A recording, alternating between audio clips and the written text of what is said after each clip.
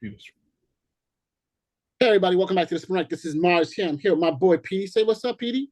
Hey, what's going on?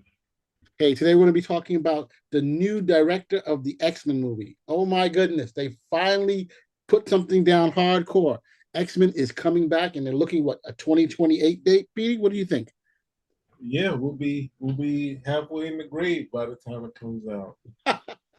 You may be right, you may be wrong, but they've picked this dude here, Jake Schreier, and it's kind of making me try and feel like why did they pick Jake Schreier out of the multitude of directors out there?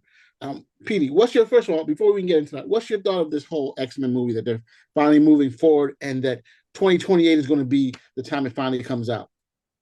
Do you even think it's going to happen in 2028? Oh, Hit me with your best shot. it's definitely going to happen. I think this just kind of tells you that it's almost as if you could say he's kind of like a TV director. Like you have a showrunner and you have a TV director. Mm-hmm. And the showrunner kind of runs the show, and the TV director kind of works with the actors. But basically, everything is on. It's not like a movie director where the movie director comes up with, what he wants, shots, sometimes camera work, the DP, the whole look, that sort of thing. And they also are doing, just to make sure that they're not going to lose any money. They're bringing, as you can see in the Avengers Doomsday, they're going to have the OG X-Men in there, you know, from Xavier to Mystique. So, they're pulling, not to say they're pulling out all the stops, but it's kind of tough to talk about what you're doing next, and still putting out the old stuff, like the old Wolverine, and the old Wolverine is going to be in there. So, if I'm the thing is, the hard part is at this point now, you have to, in Hollywood, is about going in the doors that open. And we've been taught that basically directors like Steven Soderbergh, um, and David Fincher, these guys basically kind of come up with these ideas and directions and stories they want to do. But ultimately, the way Hollywood works is that you have to go in the doors that open. And I was watching, I did a video on it on this guy, Wendell Harris III, that did this movie, Chameleon Street, and he won the grand jury prize at Sundance. But Yeah. he didn't, you know, he couldn't get a release on his movie. All he wanted was someone to distribute the movie for at least, to get it out into regular theaters for just a short while and then get the buzz from that. But he just had a remake deal and nothing else, and nothing ever came of it.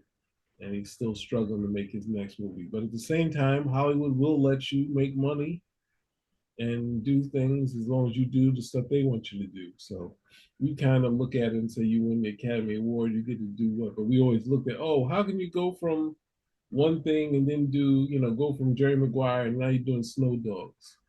It's just what's available. So um, you also have to say they had to obviously get rid of Bo DeMeo, not because of anything they accused him of, but he had a very successful X-Men series, like a very hugely successful, and that could mean that a changing of the guard.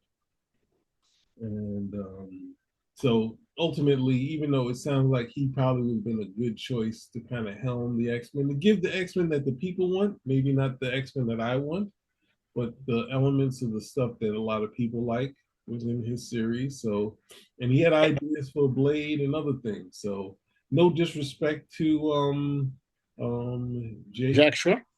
yeah, Jake Schreier. Like the ideas that he did do an okay movie. I did have issues with the fact that it was something that we seen in the New Mutants and in the Superman 3 and 4. So it's kind of a mash together, but it's what Marvel wanted. Marvel wanted it. He did what they wanted. Most of the time, when people do what you want, like in the case of Batman Forever, when it's a huge success, then it's like, yeah, we want you to do some more stuff. and you keep working. But ultimately, this Thunderbolts or the New Avengers was not a huge success, but they have a name. A project is real once it gets a director. It's not always real when it comes to Marvel, but that's usually in Hollywood. You get a director, the only person that can tell you it's a viable movie is either the actor or the director. In Marvel's case, it's Kevin Feige. So, um, but they know there's a looming shadow of the successful Fox films and successful Wolverine films. And if you don't consider the first two Wolverines any good, you have Logan. So you have this looming shadow of a successful franchise, even if it's kind of fell apart towards the end. You have this thing that's looming, and a lot of concepts that the same with Spider-Man, you don't want to get rid of all of the concepts, but you want to put your spin on it. And it's hard to say Marvel's going to put their spin on the X-Men when it is Marvel, but they do want to have their own spin. So it feels new, like the same way Spider-Man Far From Home or Homecoming was. It felt definitely different from the way the other movies, even though it was Sony, they were trying to capture they captured the first one captured what was in the cartoon and in the Stanley John Romita comic books. The second one tried to capture was Stanley Steve Ditko stuff, and the the Far From Home the Home series from Marvel has been kind of like giving us a um, a mass media Spider-Man. So first time kind of seeing it like that. So um, will the X-Men be that? I do feel that it's kind of hard to not do the greatest hits because many artists, when they took over the X-Men, they couldn't wait to just do all the greatest hits. And this is not just, say, Jim Lee. This goes from John Byrne taking it over in the 80s or 70s, where he wanted to do stuff that Neil Adams did. And Neil Adams, outside of the space story, did the stuff that Jack Kirby did. So, and it's been a successful way. Besides, the same time they've added new characters. The two successes that repeating some of the stuff from the old and creating new villains. So, and trying to keep abreast of what's been going on. So, the hard part is that what we know the X Men for. This is my last bit. Now in the comics have been what's that stuff? It's been the Gala and Krakoa. And if someone said to me that usually whatever the most recent stuff shows up in the movies, I really wouldn't be surprised if we didn't see Krakoa and the Gala in Hellfire Gala in there too. So yeah, that's what I say. I mean, I interesting, but I think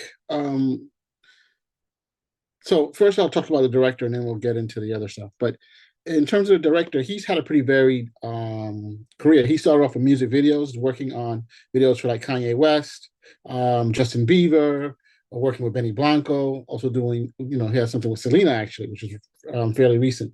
He was actually also involved as one of the director in the Skeleton Crew show, which was pretty good. Skeleton Crew for Star Wars, pretty good. He also did Beef. So I mean, so he has some chops, The only thing that the only thing thus is that unfortunately Thunderbolts didn't do as well as expected. And I don't know if necessarily you can blame him or this, Marvel runs a pretty tight ship and decides what they want to show and stuff like that. So it's really difficult to say sometimes. But hey, we'll give him the open door, hopefully that he can walk through it and be successful with it, even under Marvel's direction. Now, in terms of the X-Men picture coming up, I think this is going to be a little difficult to say in that Feige actually grew up in those. It was worked on those X-Men movies as a producer, or worked with the producers who are doing the X-Men movies are back in Fox. So, and I think he's going to be pretty proprietary as to what stories get released. Right now, we know the Krakoa era is done.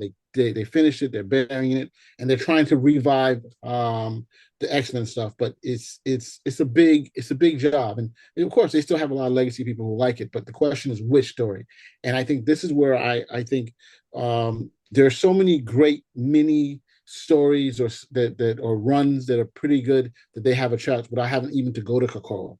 And I think that's what he made, because the new X-Men is going to be a completely new crew. From what I understand, the only thing, well, I don't know for sure, but this is what the speculation is. The only person that I see who's definitely coming back is Wolverine. Everybody else is up for So I would love to see what happens, going forward. But I'm hoping that they use. There's so much. They've done the Krakoa stuff. They've done in the movies, but they've done the, what do you call that? The Age of Apocalypse. But there's a whole bunch of stuff that they can do, and they can delve into. The character who played Magic in New Mutants, everybody liked her, right? What's it, Queen's Gambit? So, what is your take on that, Petey? I just feel with the, and I said this, I think, on our show a bunch of times, to do the X-Men is just too, it's the idea of doing not, I mean, not bringing back the actors, even though they bring back Hugh Jackman, doing Wolverine, and what was it? Doing Wolverine, doing Magneto and Xavier. Those are the core bits that people did for the X-Men. They might want to do, the hard part is they can't really do a young Jean and a Wolverine now because the age gap is just too much to do on screen. And I did a video where I did a post where they said the redhead from Stranger Things is going to be Jean Grey, and then put a picture of Wolverine with her, and then people are like, ugh, when this has been the most standing relationship. And the movie did the right thing. The movie did an age appropriate Jean, a Jean that was older than possibly than Hugh Jackman. So they did it so it could work for the film and at the same time. But I just feel like the stuff that was successful for the X-Men movie is just too great to not have. To have Xavier and Magneto. But which Xavier? Which Magneto? I think you can recast them. I just think you're just gonna want to do the same dynamic. The ones that they did, any one of those you recast, but you still have the same dynamic, the same tension, the evil, and I think Feige sees the X-Men as the mutants. He sold it first as the mutants. So he sees it all as one ball of wax. I don't see the X-Men as that. I see the X-Men as the characters that are feared and hated by the world they're sworn to protect. So they're not trying to be they're not trying to be they're not trying to be Martin Luther King or these black people that used to have sit-ins and just take it. They are a warring. They war against the evil mutants. They are protecting humans from evil mutants, and the humans are accepting of them. The only problem is that when they're in the civilian identities, they struggle with when they reveal their powers. The humans go nuts, right? And when there's anti-mutant sentiment, it goes crazy. So the idea is what they want to do is have the X-Men and the evil mutants kind of be at odds with the humans, both of them as that. Whereas the humans, and it's tough to kind of try to do what they did in the early part of the book.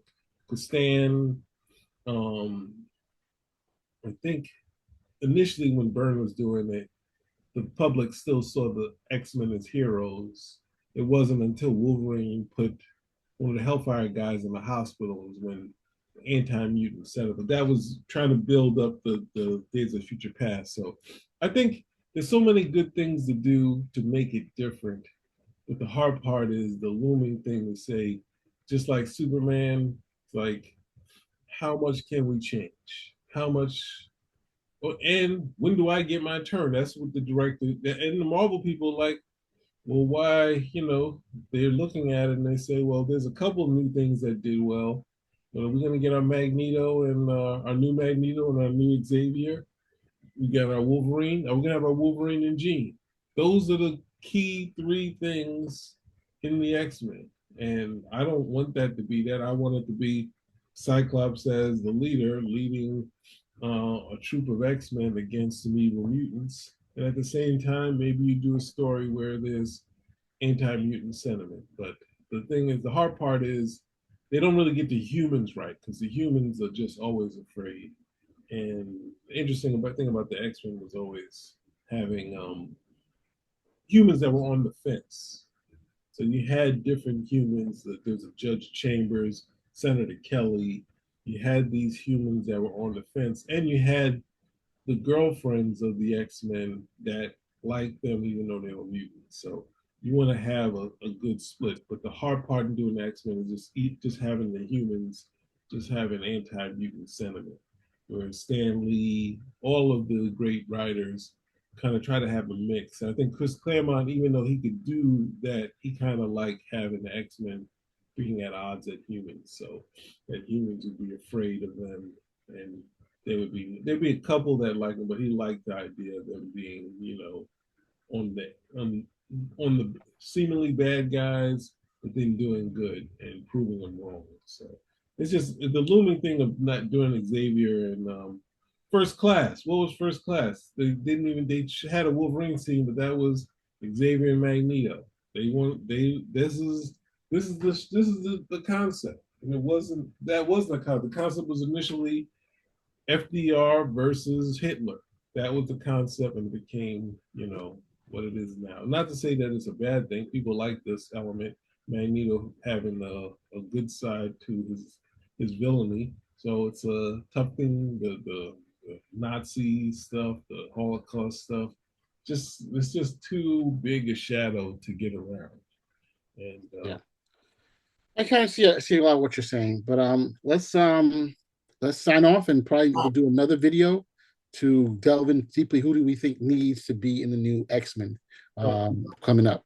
But I mean, Jack Schreier, good luck. All right. Spinnerack Let me see, hit the right button. Is out.